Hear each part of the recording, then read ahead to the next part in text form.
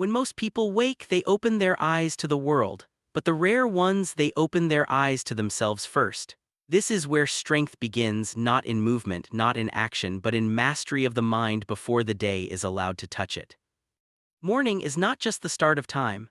It is the moment when your mind is at its most vulnerable and its most powerful, before noise enters, before demands appear, before fear begins whispering its quiet predictions of failure, doubt, and hesitation. In that space, you decide who leads your life, you or your reactions. Many people wake and immediately surrender. They reach for distraction. They rush into urgency. They allow unfinished worries from yesterday to flood their thoughts before their feet even touch the ground. Their day begins in mental chaos, and so everything that follows carries that same disorder. They believe the world is hard, but in truth, their untrained mind makes it hard. A disciplined life begins with a disciplined awakening.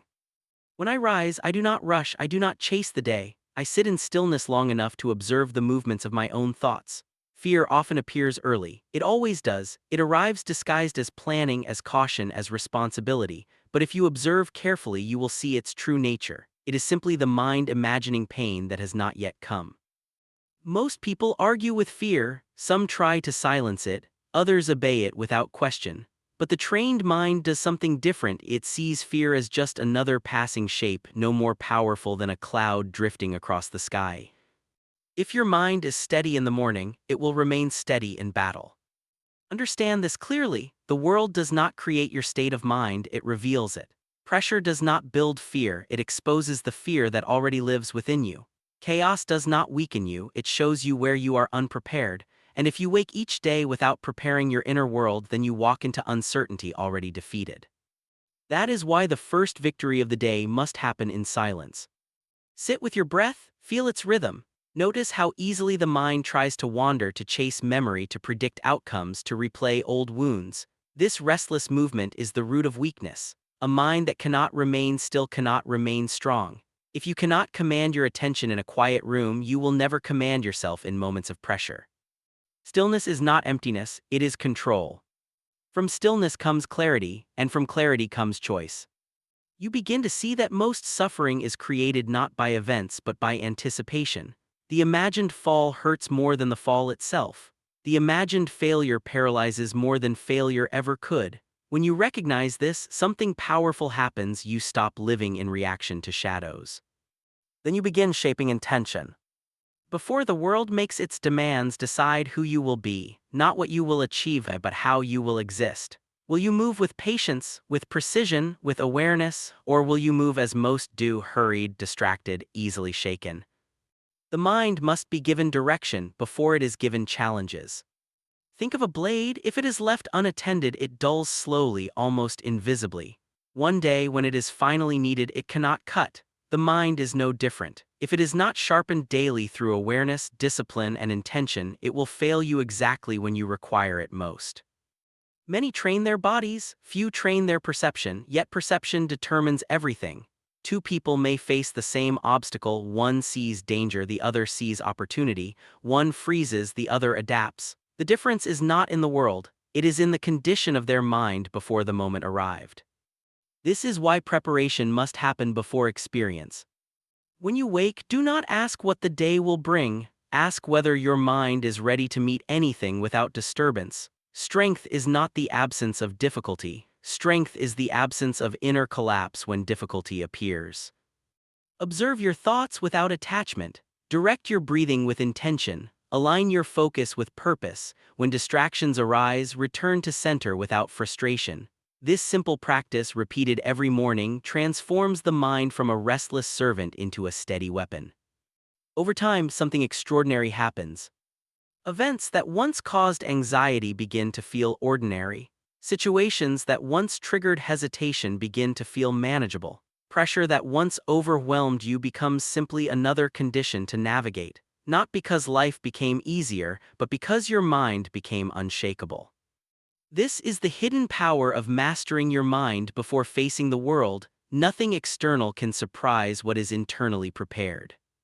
You will notice others rushing, reacting, panicking. Their emotions will rise and fall with every change around them. They will call this normal, they will call this human, but you will know it is simply undisciplined awareness. Calm is not a personality trait, it is a trained state.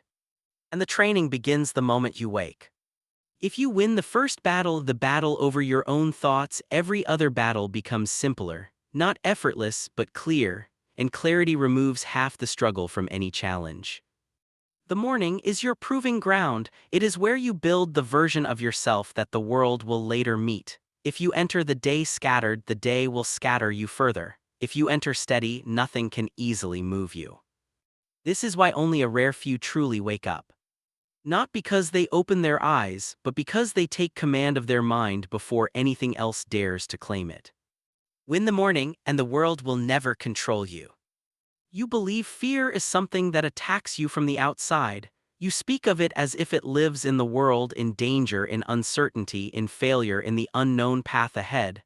But listen carefully, fear is not born in the world. It is born in hesitation. Before a sword is ever raised, before a decision is ever tested, before a step is ever taken, fear is already there, forming quietly in the space between thought and action. It grows strongest not when you face difficulty, but when you delay facing it. Most people do not understand this. They think courage is loud, dramatic, explosive. They think fear must be crushed with force, shouted down, or conquered through intensity. But fear does not disappear when attacked violently. It retreats and waits, and the next time you hesitate, it returns stronger. Fear feeds on the time you give it to speak. When a challenge appears, there is a moment, a very small moment, where the mind has not yet judged what it sees. In that instant, there is only reality, no danger, no safety, only what is. Then thought begins, thought measures, thought compares, thought remembers past pain and imagines future loss. And in this process of measuring and imagining, fear is constructed piece by piece. You are not reacting to reality. You are reacting to the story your mind builds around it.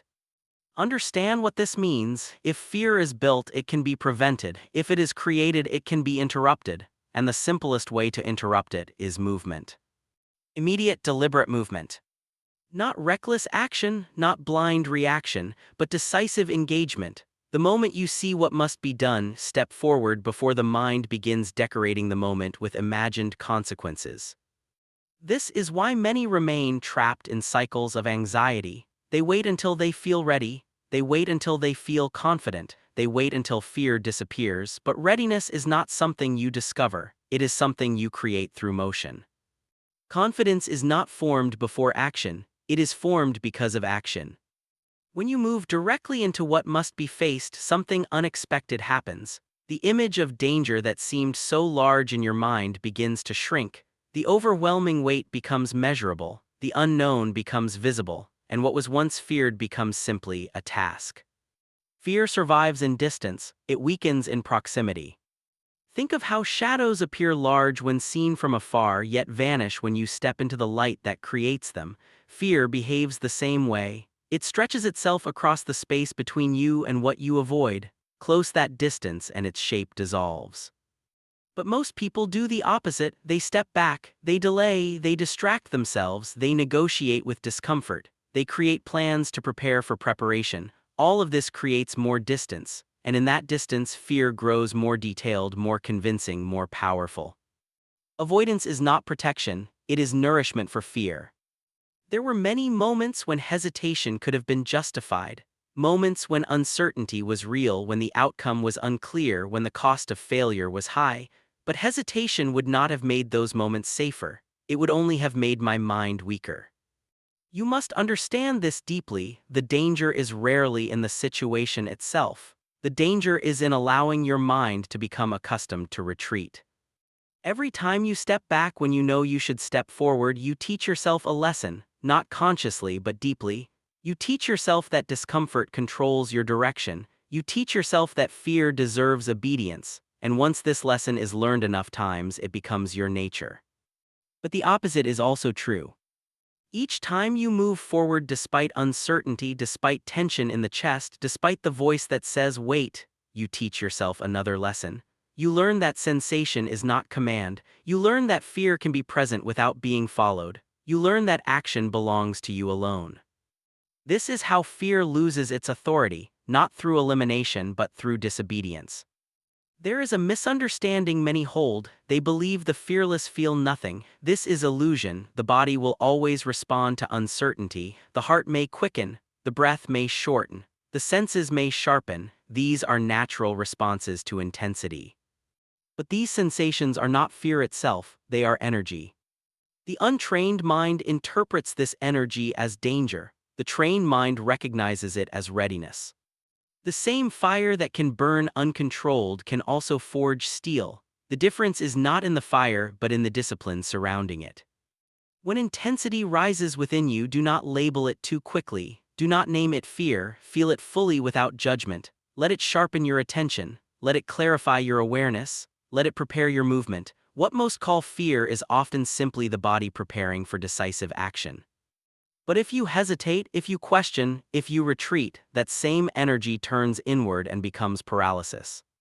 So the practice is simple but not easy. When something must be faced, face it directly. When something must be done, begin immediately. Reduce the space between recognition and response until it nearly disappears. Live so that your actions follow your awareness without delay. In time, something profound begins to happen. Situations that once produced inner resistance no longer create friction. Challenges that once required effort to confront become natural to engage. The mind stops dramatizing what must simply be handled.